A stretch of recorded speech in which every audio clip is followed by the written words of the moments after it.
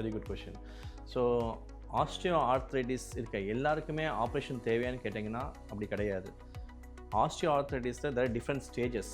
Starting stage இருக்கும் சில பேருக்கு, சில பேருக்கு கொஞ்சம் இன்டர்மீடியேட் ஆர் மாடரேட் ஸ்டேஜ் இருக்கும், சில பேருக்கு சிவியர் ஸ்டேஜஸ் இருக்கும். ஸோ ஏர்லி ஸ்டேஜில் பார்த்தீங்கன்னா கண்டிப்பாக ஆப்ரேஷன் தேவைப்படாது.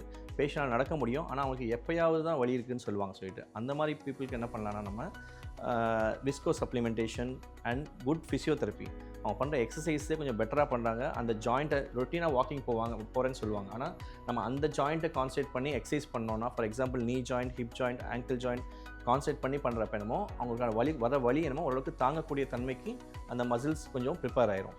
ப்ளஸ் விஸ்கோ சப்ளிமெண்டேஷன்றது நீ ஜாயிண்ட்டுக்குள்ளே கொடுக்குற இன்ஜெக்ஷன்.